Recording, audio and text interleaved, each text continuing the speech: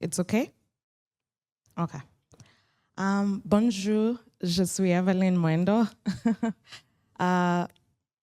Je travaille chez Tax Justice Network Africa, and I practiced saying that for the past 2 days so that at the very least I could do the introduction in French, and at the very least I can also say Sabal Khairi.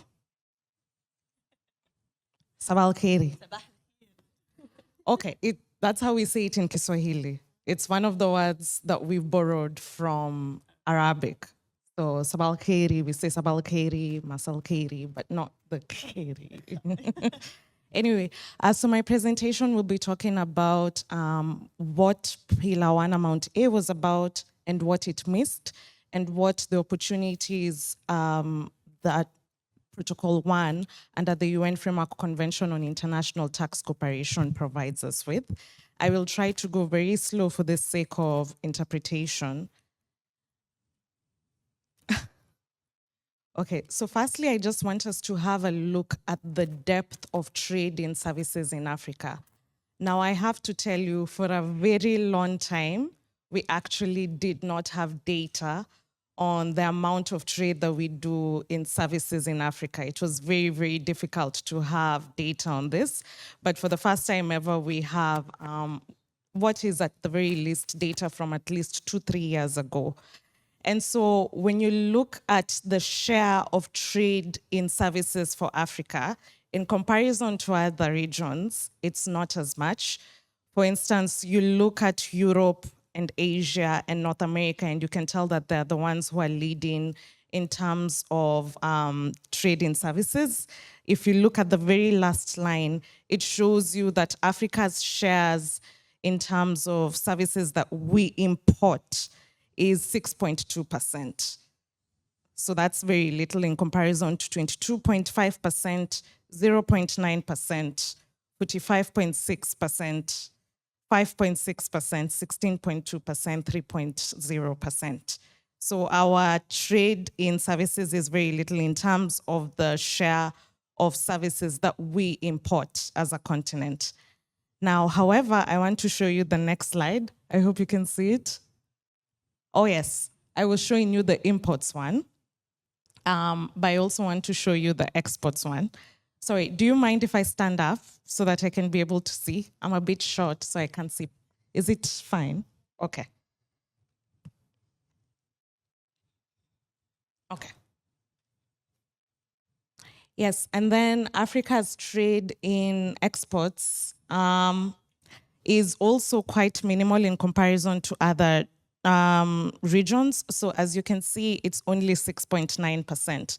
Now, the figure that I want you to pay very close attention to is this last one over here, the 6.9% in terms of the total share of exports, which is 6.9%. And then in the previous one, imports, which is 6.2%. Now, as much as we may not have a big share of trade in services in total, the one thing that I want you to note is that there's a high likelihood that Africa is a net importer of services. Especially when you look at country-level data, you will note that Africa is a net importer of services, which means we import more services than we do export services, which means services, the taxation of cross-border services is particularly very, very important for us. And I tried to get some data on one country. So this is Algeria, for instance. And this is data from, I think, 2021.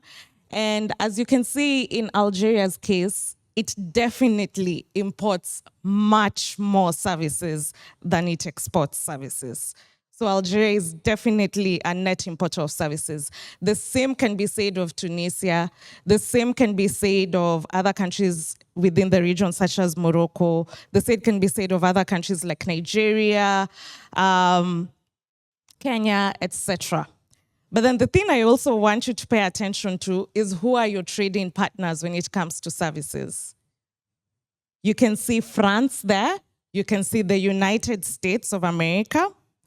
you can see the United Kingdom as well. So you can see who our trading partners are, and you can also see why they have been particularly opposed towards any protocol on taxation of cross-border services.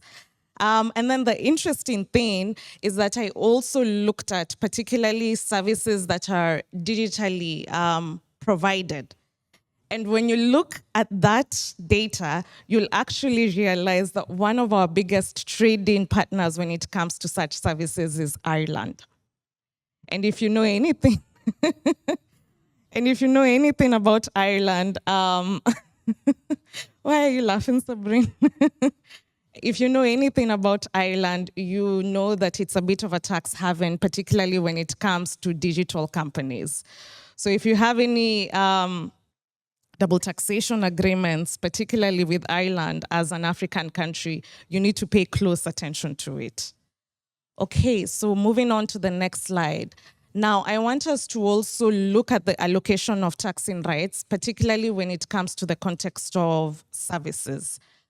Now, as per the OECD model, which to be honest is the main model which is used by many countries when they're negotiating their double taxation agreements, when it comes to allocating taxing rights for services, the countries which normally get those taxing rights are residence countries. I hope we're together until there. The interpretation is good. Yes? No? We?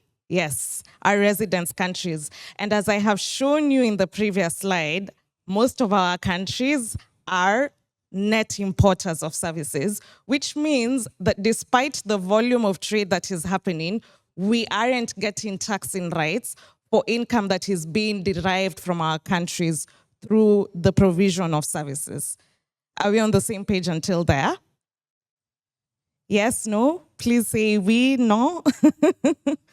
And so particularly when you look at Articles 8, Article 14, Article 15, Article 14 was actually removed from the OECD model in 2000, resident states have taxing rights when it comes to independent personal services, which can include consultancies, services, management services, transport, whether it's air transport or maritime transport. So already, most of our double taxation agreements are limiting the ability of African countries in order to get taxing rights on the provision of services in our countries, despite the fact that we are net importers. The other very important thing that I want you to note is that taxation of cross-border services in source states, which is what most of us are, is limited by the requirement of physical presence. So source countries could only tax income from services if it was attributable to a fixed presence, meaning a permanent establishment, and as has been discussed by the previous speakers, we understand the limitations of permanent establishments.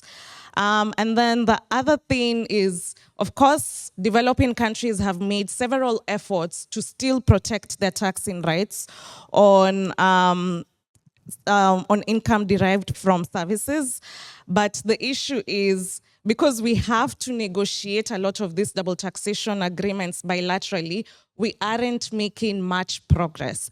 So for instance, the UN Model Convention, which is a model convention which was developed for developing countries, has an article on taxation of income from technical services.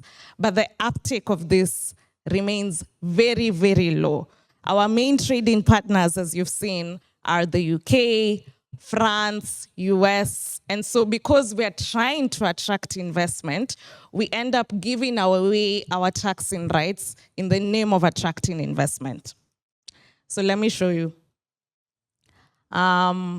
Yes, there was an IBFD study that was done actually, and it showed that the uptake of Article 12A, for instance, which is on taxation of income from technical services between non-OECD and non-OECD countries was 40%, which is okay, as expected. Non-OECD countries are going to negotiate double taxation agreements in a much better way. Like it's going to be a win-win situation. But for non-OECD and OECD countries, it's very low. It's only 22%. So I have a little homework for you, for instance. If you have a chance, if you can just take 1 minute and look at the double taxation agreement your country has with France. Tell me if there's Article 12A. Does it even exist? No. I've not even mentioned Article 12B, like that one. 12Bs? Which country? Only Tanzania. Only Tanzania, no other country. Yes. So not an OECD country. So with OECD countries who are actually our main trading partners, we don't even have a provision on taxation of income from technical services, which shows you what the problem is, that there has been an historical imbalance of taxing rights that has been perpetuated by double taxation agreements. So that's one of the problems that we have identified, the imbalance of taxing rights between residents and source countries. That's one problem, so please remember that. The other major problem is how digitalization has transformed the provision of services. And I think this was done within the first presentation. So digitalization has transformed services because it is now possible for remote provision of services without without entities and persons having a physical presence. So for instance, I could have done this presentation from back home and whatever income I'd have earned, it will be very difficult for the Tunisian government to follow me. I could have done this remotely, as we did back in 2020 during the COVID-19 times. The other very major point that I want you to take note of is the increasing role of consumers ever since the digitalization of the economy has happened. Now, what used to happen, and I'll show you, just bear with me. Just bear with me. So this used to be a typical value chain of any business. Can you see it properly? This used to be a typical value chain. And what would happen is that consumers would be only relevant at the end over here. Does it make sense? We would only be at the end of all the whole value chain. We will only be at the end of the value chain where we will essentially buy the service.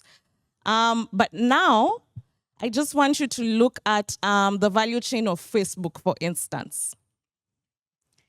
Now, you'll notice that users play a considerable role. So we play that role by, for instance, creating content, the videos, the music, whatever we do, or even simply by giving Facebook our data. And then Facebook gets to monetize that data and gets to use it, monetizes it through activities such as advertising. Have you ever, for instance, Googled a certain toothpaste? And then you go on Facebook and you notice that they start advertising toothpaste to you. That is them monetizing your data. Have you also ever tried to place an ad on Facebook and you've noticed you're able to categorize who you want? You can say over 18, within this region, I want to advertise these products to women only. And that is exactly what will happen. So you can see, unlike the previous business models where consumers or users just used to be consumers, like we would be at the end of the value chain. In this new business model, you can see that users are actually vital throughout the value chain of companies, digital companies such as Meta, Facebook, Google, etc., etc. Okay? And then the other thing that I want you to ask yourselves is, in this whole thing, where is your country? Where is your country? For instance, are there data centers in your country? No?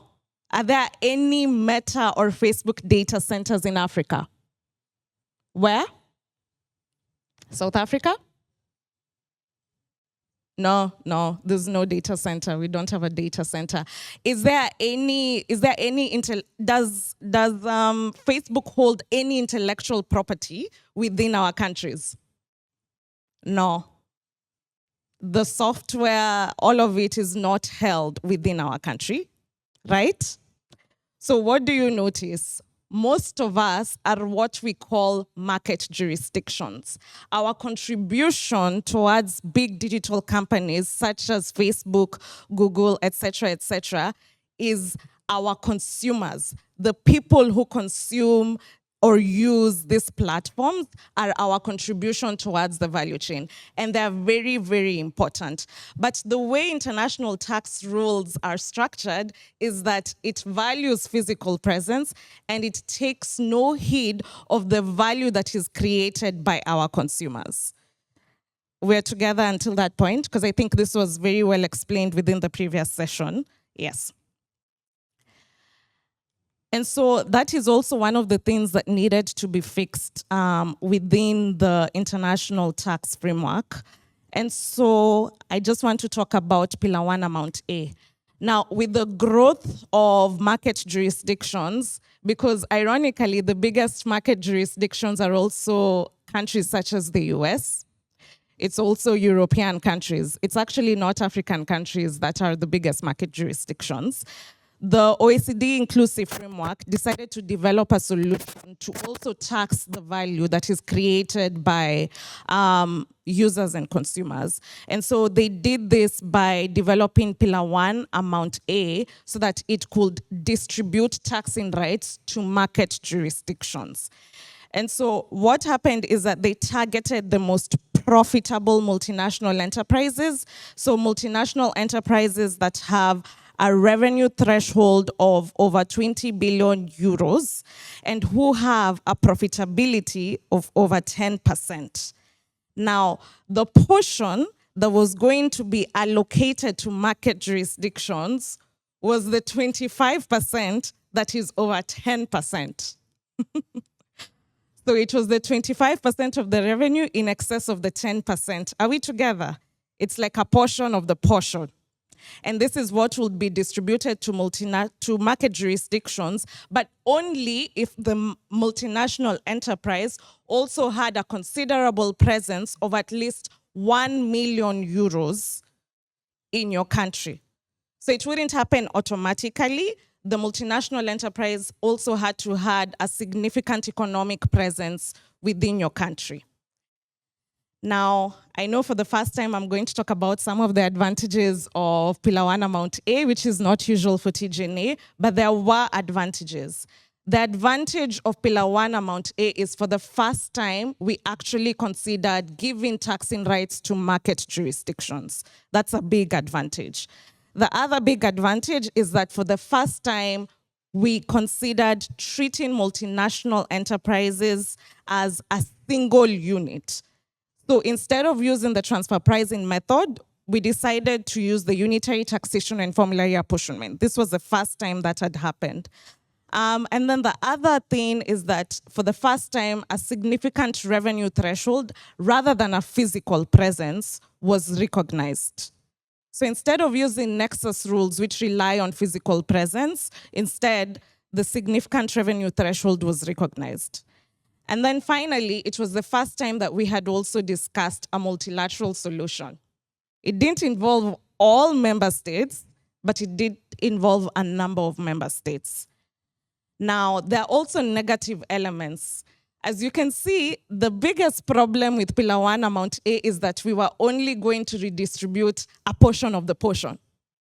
You understand? It's like you're given a quarter loaf, not even a quarter, an eighth loaf, and then someone decides to come and cut it even more and say, you get this and you get that. And the biggest problem with Pillar 1 Amount A was the fact that you would have to stop any unilateral measures in order to take part, in order to eat the cake or in order to eat the loaf of bread. And that was one of the biggest issues with it. And that was one of the reasons why many developing countries rejected it. Because as has been seen in the previous slide, some African countries had already started implementing digital services taxes or some form of digital taxation, such as Nigeria and Kenya. And when they compared, they realized they would get more from digital services taxes than they would from Pillar 1 Amount A. There's one Nigerian official who described Pillar 1 Amount A as getting negative loaf. You aren't even getting an eighth. They're essentially taking away the eighth of zero. So it was very little in comparison to what we would get through our own unilateral measures. And then the other issue is that it was limited, as I mentioned, to a portion of profits, and it was very complex to even be able to get that portion, because it would have to be the jurisdictions where these entities are headquartered, which is mostly China as well as the US, that would have to essentially agree towards sharing their cake. It makes sense? And so one of the issues also with particularly the instrument that was supposed to implement Pillar 1 Amount A was that they gave way too much voting power to the US. So if all of us, let's say all the members of the inclusive framework, and that's around 136, were to agree to sign, were to agree to stop all the unilateral measures, and then we were to ratify it, as long as the US would not agree to it, then it would simply never come into force. And that is the main reason why Pillar 1 Amount A failed. It's because Trump came into power. He simply did not feel like sharing the cake. He did not see the need to share the cake. He simply did not want to. It was that simple. He just doesn't want to. And so that was the final nail on the coffin of Pillar 1 Amount A.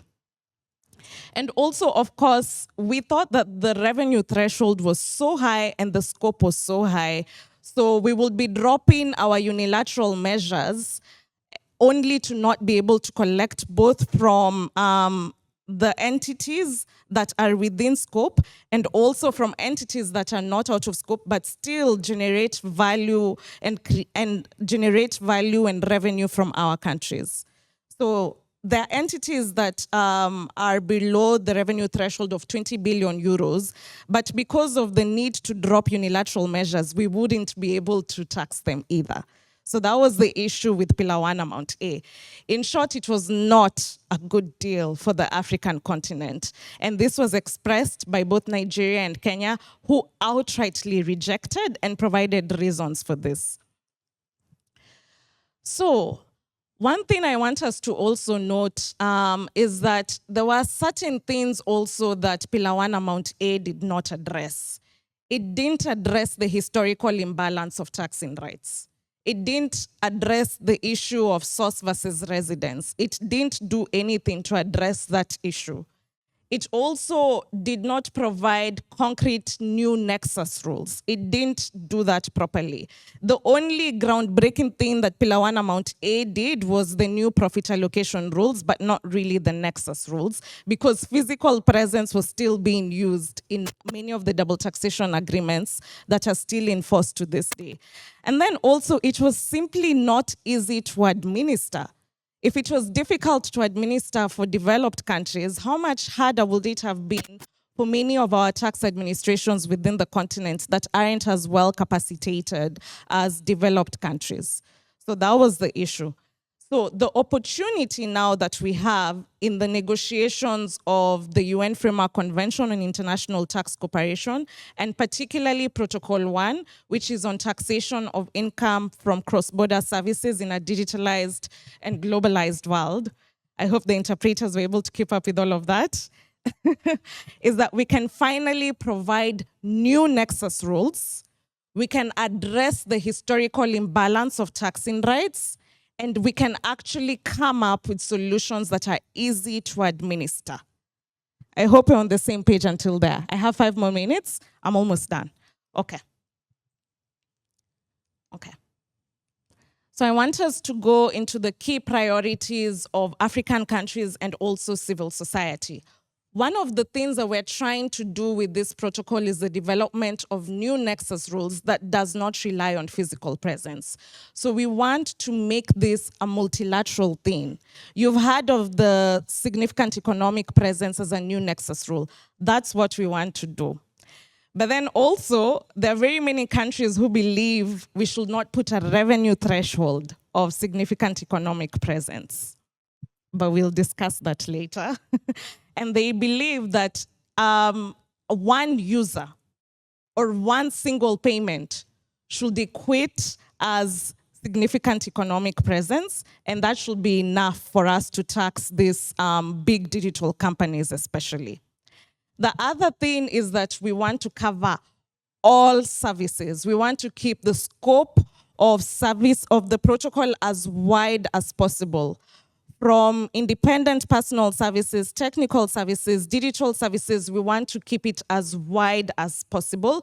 But of course, we do believe at a certain point, we'll need to create a categorization of services and create a difference in the treatment of services. But that is something that we can discuss later on. Now, in terms of the actual taxation, that the suggestion is that we don't come up with a one-size-fits-all solution, that rather we come up with a multiplicity of options.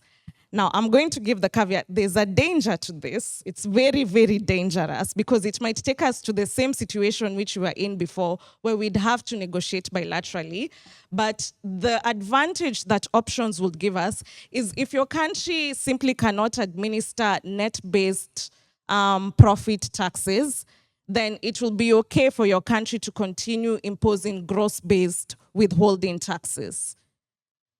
But the problem with that is that it's not very palatable for global north countries. They don't like to hear about gross-based withholding taxes. They want net-based profit taxes. Now, the issue is, though, for many developing countries, when we start talking about profit-based taxes, we also get into the realm of transfer pricing and how transfer pricing also affects profits and how that can still be used.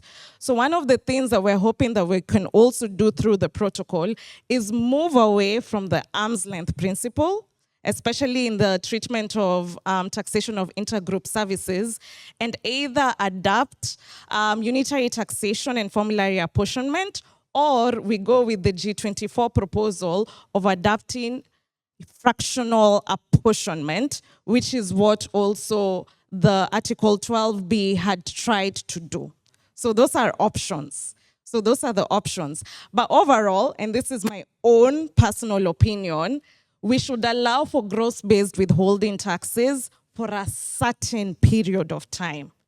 And as we refine and as we come up with the particular pillars that we need to establish in our own individual countries in order to implement either unitary taxation and formulary apportionment or fractional apportionment, like the G24 proposal.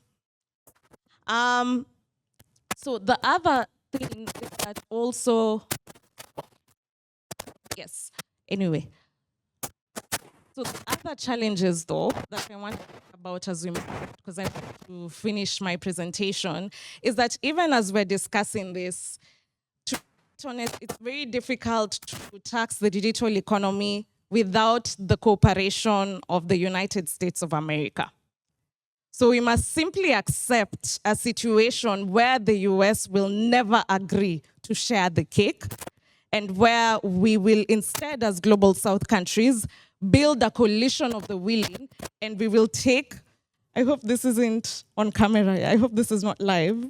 We will take a piece of the cake by force. But even if we take the piece of the cake by force, been mentioned in the previous slides, there's the risk that the US will impose retaliatory measures.